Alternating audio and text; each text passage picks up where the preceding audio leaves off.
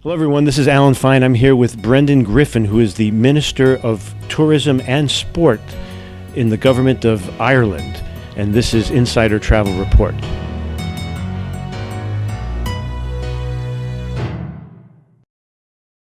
Ireland is hot. Tell us how hot. Tell us how easy it is to get there, and what are the numbers right now? It's very hot at the moment. We're heading this year for over 2 million visitors from North America to Ireland. A couple of years ago, we dreamt of 1 million, and I think a lot of it comes down to the fact, first of all, we feel we've an excellent product, but it has never been easier to get there. We have 21 gateway cities from the US and Canada directly to Ireland, and I think that is a huge part of the success story, that the access is there, and the affordability as well is something that's very important. I mean, I got here on a return flight from Shannon to JFK for just over $350 return, which is amazing value, and that is being replicated on routes throughout the US and Canada, and it's something that is a big help. And of course you have pre-clearance as well in Irish airports, in Shannon and Dublin, which makes it far more convenient as well. And it's just over a 5-hour flight from the East Coast, for example, to Ireland as well. So it is a lot closer, I suppose, maybe than people originally maybe think, or initially think. And that's definitely helping.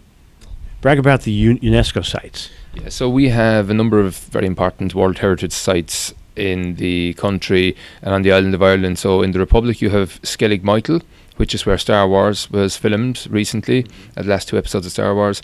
You have in the middle of the country then, in Ireland's ancient east, you have the Newgrange site, which is 2,500 years old. It's older than the pyramids of Egypt, imagine. And also on the winter solstice, on the 21st of December every year, the Central Passage tomb lights up when the sun rises over the hills. Our ancestors were great astronomers and managed to build this outstanding feature into this really fantastic megalithic tomb. And then in the northeast, in Northern Ireland, you have the Giant's Causeway, which is on the Causeway Coast, which is a wonderful, fantastic coastal route, and that is really an outstanding feature of the landscape, and it's a beautiful, beautiful place to visit. So they're the 3 World Heritage sites that we have, and they are definitely worth a visit. And of course, there's so much more heritage in Ireland as well, our ancient castles and monasteries, and so much to see from that point of view. And don't forget, I have pictures because I saw the tomb on the Burn. Yeah, the Dolmen. Yeah, it's one of the iconic images, I think, of Ireland. And again, put there, an amazing. Just even building that was such a great achievement. Thousands of years ago. Yeah, so they were very advanced people, in those days. And these are the things that people love. Titanic.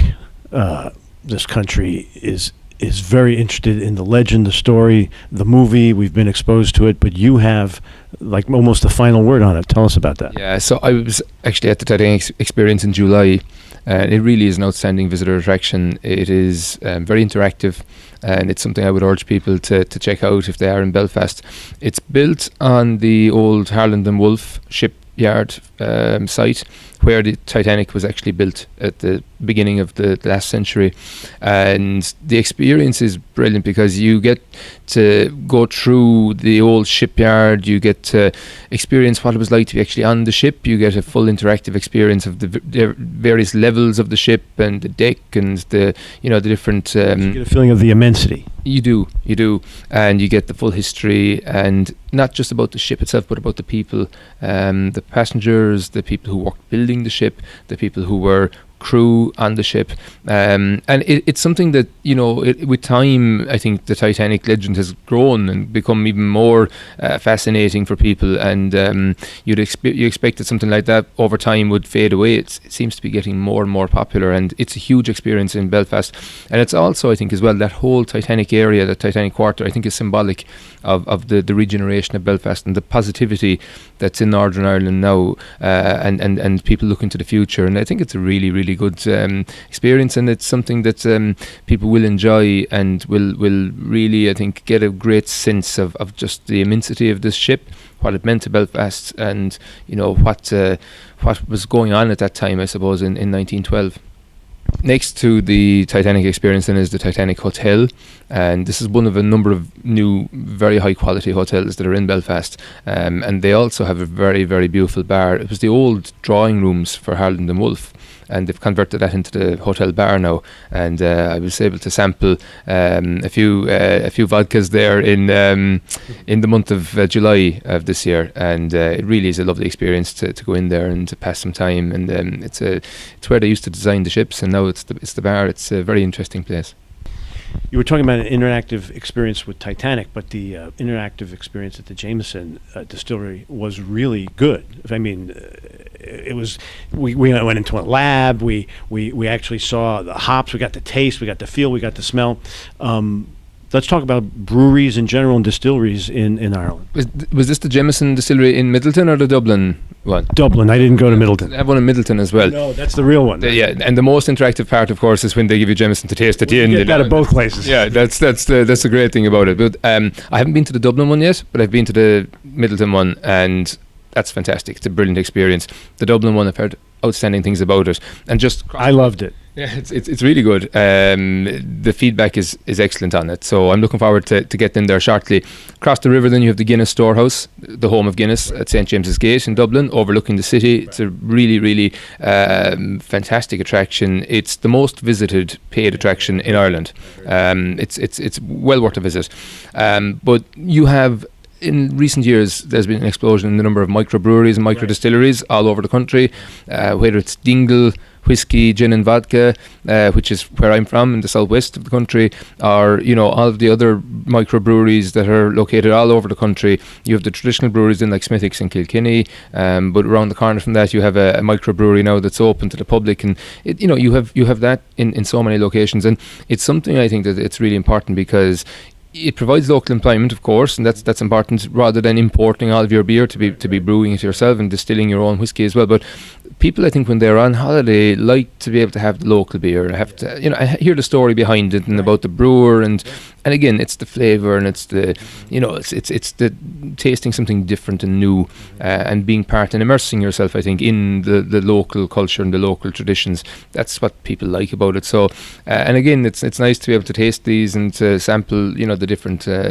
offerings that are there. So it's well worthwhile. And again, there's a full trail throughout Ireland. You could spend your full holiday going to distilleries and breweries. Yeah, we have loads of them now. You can do it on purpose, or you can just do it as you go. Yeah, and you could take in, if you're on holiday, maybe take one or two in, or some people just go and they do the full tour of the distilleries and breweries. So it's a relatively new feature of Irish life and Irish tourism, but it's a very positive and welcome one, and it's something I think has an even bigger future. So the Open is coming to Royal Portrush Golf Course in July of 2019. It's the first time that the Open is held on the island of Ireland, and it's something we're all very excited about and looking forward to. And of course, Royal Portrush is one of just a huge number of excellent golf courses that we have throughout the island of Ireland. And Ireland, I suppose, is famous for fantastic golfers like Rory McIlroy or Graham McDowell or Darren Clark or Padraig Harrington and so many more, but also we have so many outstanding courses that people can come and play all year round. We have so many links courses, but we also have brilliant parkland courses as well, and golf tourism is a very, very important part of our economy, and it's something that attracts huge numbers of people to Ireland every year. And because we have a temperate climate, because it never really gets below 40, even in the month of January, you can come to Ireland and you can expect to have weather conditions that are conducive to having a good round of golf all year round. It never gets too hot either, so you're never. It rains, but it doesn't rain long. No, it doesn't. And I mean, you just prepare. If you get a bit of rain, you put on your gear for rain and play through it. And people I think are blown away sometimes by the courses that we have.